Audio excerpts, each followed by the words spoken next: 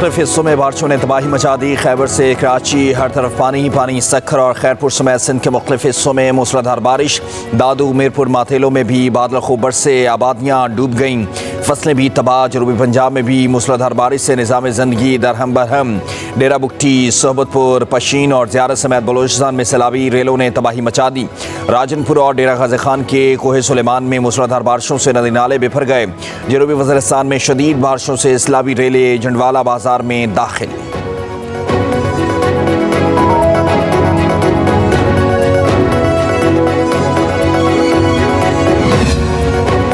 दरियाए सिंध में सेवन शरीफ के मकाम पर निचले दर्जे का सैलाब 2 लाख क्यूसेक का रेला कोठी बैराज की तरफ बढ़ने लगा। 30 से ज्यादा देहात दरिया बुर्द हो गए। सैकड़ों एकड़ अराजी पर तैयार फसलें तबाह हो गईं।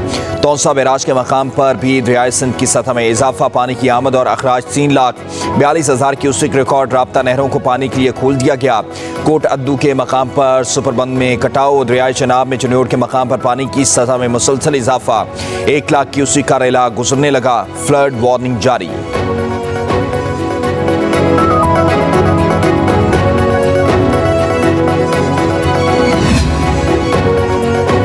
कराची में आज भी बादल बरसेंगे। मुख्तलिफ इलाकों में बूंदाबांदी। रावलपिंडी और इस्लामाबाद में मतला बरालूद। मरी और गिलियात में भी आज बारिश की पेशगोई। महकमा मौसमियात के मुताबिक आज सिंध, पंजाब और मशरक़ी बलोचिस्तान के बाज़ इलाकों में मूसलाधार बारिश का इम्कान।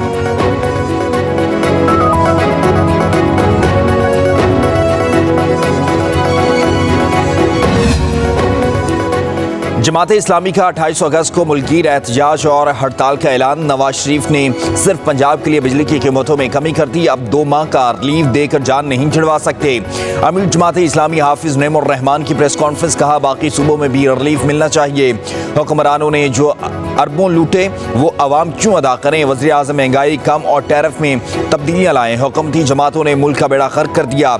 महंगाई से लोग परेशान हैं। विफाक का पूरा निज़ाम कराची से जमा होने वाले टैक्स पर चलता है।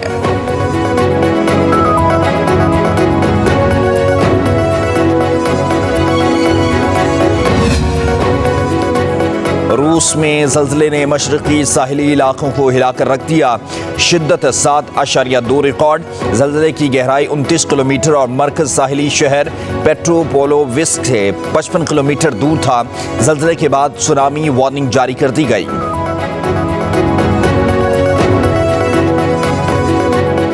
मुल्क में साजिश के सरगुना बानी पीटीआई और सोहलतकार फैज हमीद थे। साकिब निसार हो या कोई भी हो, मामला आगे बढ़ेगा। वफाकी वज़ीर इत्तलात अताउल्लाह तारड़ की प्रेस कॉन्फ्रेंस। कहा एक सियासी लीडर ने मुल्क में इंतशार और तकसीम की सियासत को परवान चढ़ाया। मुल्क की सालमियत के खिलाफ साजिशें की।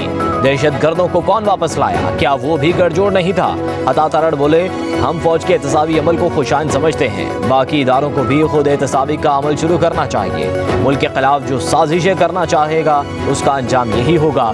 कहा 200 यूनिट के सारिफिन को वज़ीर आज़म पहले ही 50 अरब रुपए की सब्सिडी दे चुके हैं। मरियम नवाज ने पंजाब में सारिफिन को बिजली की मद में बड़ा रिलीफ दिया।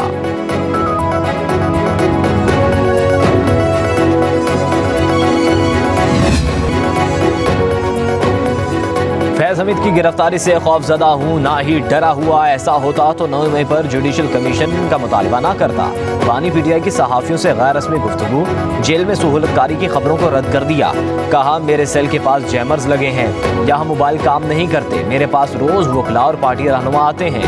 खैबर पख्तूनख्वा में इख्तलाफात पर बोले आतिफ खान और जुनैद खान को इंक्वायरी कमेटी के सामने पेश होने का कहा है।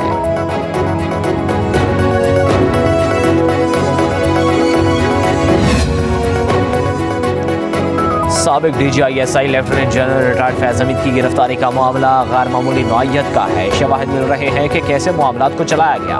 बगावत की सजा तो होगी, ये एक बड़ा संगीन मामला है। इसके असरात भी बहुत संगीन होंगे। इस तरह का मुआवजा कभी नहीं हुआ। ऐसी शख्सियत पर पहले कभी हाथ नहीं डाला गया। स्पीकर पंजाब असम्बली मलिक अहमद खान की लाहौर में मीडिया से गुफ्तगू। बोले एक दिन कबल बानी पीटीआई ने कहा कि जनरल फैज से कोई ताल्लुक नहीं। साकिब निसार कहते हैं फैज हमीद से कोई ताल्लुक नहीं। खुदा का खौफ करें, इस ताल्लुक की शहादत 25 करोड़ लोग दे सकते हैं। आपके इस ताल्लुक से मुल्क में अदम इस्तेहकाम आया। अच्छे खासे मुल्क को आपने बर्बाद कर दिया। आज आप कहते हैं कि आपका फैज हमीद से कोई ताल्लुक नहीं। मैं हैरान हूँ कि वज़ीर आज़म अपनी तकरीर में वो गुफ्तगू कर रहे होते हैं कि जो उनके खिलाफ होनी चाहिए। आप बिजली की लागत के मुताबिक बिल बनाएं और ये जो इसमें बेतहाशा टैक्स लगा दिए हैं इन टैक्सों को ख़त्म करें। अभी 2 महीने के लिए कल नवाज शरीफ साहब ने ऐलान किया, तो जाहिर है कि ये तो एक प्रेशर है जिसकी वजह से ये मजबूर हुए हैं, वरना कौन पूछ रहा था। इसको रिवाइज करना पड़ेगा। सिर्फ 2 महीने का ये कहकर आप जान नहीं छुड़ा सकते। जमात-ए-इस्लामी का 28 अगस्त को मुल्क गिर एहतजाज और हड़ताल का ऐलान। नवाज शरीफ ने सिर्फ पंजाब के लिए बिजली की कीमतों में कमी कर दी। आप 2 माह का रिलीफ देकर जान नहीं छुड़वा सकते। अमीर जमात-ए-इस्लामी हाफिज नईम रहमान की प्रेस कॉन्फ्रेंस, कहा बाकी सूबों में भी रिलीफ मिलना चाहिए। हुक्मरानों ने जो अरबों लूटे वो आवाम क्यों अदा करें। वज़ीर आज़म महंगाई कम और टैरिफ में तब्दीलियाँ लाएं। हुकूमती जमातों ने मुल्क का बेड़ा गर्क कर दिया। महंगाई से लोग परेशान हैं। विफाक का पूरा निज़ाम कराची से जमा होने वाले टैक्स पर चलता है।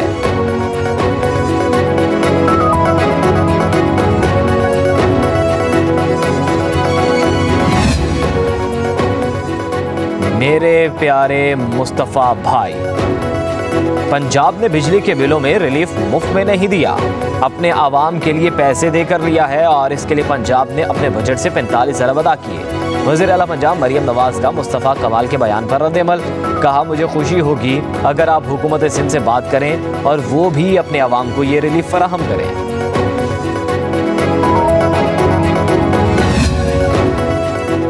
प्यारी मरियम बीबी, आपके कीमती मशवरे का शुक्रिया। अगर हमारी सिंध हुकूमत का हुस्न इखलाक और बर्ताव पिछले 15 सालों से इतना ही अच्छा होता तो हमें आपकी गैर मशरूत हिमायत की क्या ज़रूरत थी। मैंने आज अपनी प्रेस कॉन्फ्रेंस में पंजाब हुकूमत से दरख्वास्त की नहीं, रियासत पाकिस्तान के सरबराह वज़ीर आज़म पाकिस्तान मियाँ शहबाज शरीफ से दरख्वास्त की है कि खुदारा सिंध बिलखसूस कराची पर रहम करें, हमें भी पाकिस्तान में बराबर का शहरी समझकर जीने का हक दें। मुस्तफ़ा कमाल ने प्रेस कॉन्फ्रेंस में कहा था, नवाज शरीफ की प्रेस कॉन्फ्रेंस ने मुल्क भर में एहसास महरूमी बढ़ा दिया। सिर्फ पंजाब के आवाम के लिए बिजली की कीमतों में कमी का फैसला किसी भी सूरत कबूल नहीं। हम बिजली की कीमतों में कमी के मामले पर अब हुकूमत के साथ कोई समझौता नहीं करेंगे।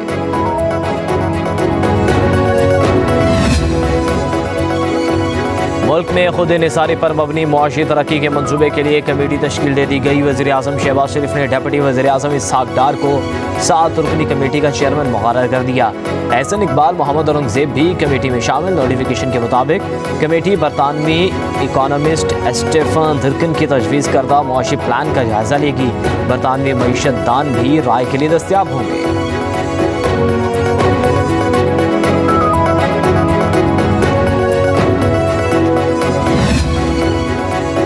वज़ीर आज़म के 5 साला मुआशी प्लान के अहम अहदाफ को हतमी शक्ल दे दी गई। GDP ग्रोथ 6% और महंगाई 7 से 8% तक महदूद करने का प्लान।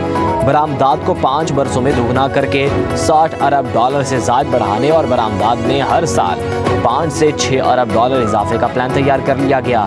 माली खसारा रवा माली साल GDP का 6% करने पर गौर।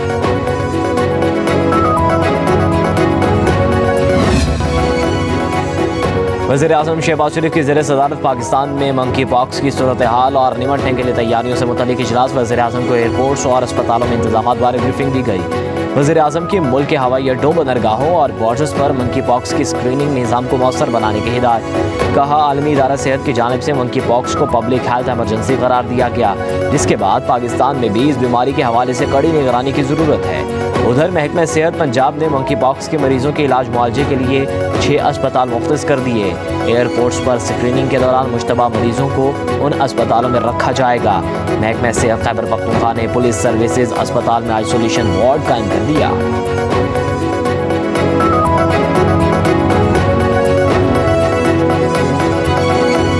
खान साहब ने मुझे देख के मैंने हाथ बढ़ाया तो उन्होंने गले से लगाया और इसके बाद जो है खान साहब से मैंने गिले किए तो कुछ आले दिल उनको बताया, कुछ खान ने गिले किए। तमाम गलतफहमियाँ दूर हो गई है। खान साहब ने बाकायदा तौर पे मुझे 22 अगस्त के जलसे की तमाम जिम्मेदारी सौंपी है। तमाम गिले शिकवे दूर हो गए। पानी PTI ने मुझे माफ़ कर दिया। शेर अफजल मरवत की अडियाला जेल के बाहर मीडिया से गुफ्तगू। कहा आज तकरीबन 3 माह बाद बानी PTI से मुलाकात हुई। मैंने आगे हाथ बढ़ाया तो बानी ने मुझे गले से लगाया। बोले पार्टी से तो मुझे किसी ने निकाला ही नहीं था, पार्टी से निकालने वाले नोटिफिकेशन जाली था, मुझे पार्टी से सिर्फ बानी निकाल सकते हैं। बानी PTI ने मुझे 22 अगस्त के जलसे की जिम्मेदारी सौंपी है।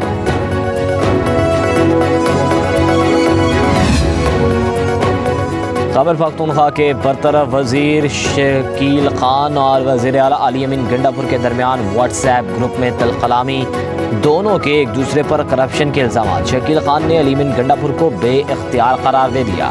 शकील खान ने बातचीत के दौरान ही अपना इस्तीफ़ा व्हाट्सएप ग्रुप में सेंड कर दिया। दीगर वज़रा के मुदाखलत पर तमाम मैसेजेस डिलीट कर दिए गए।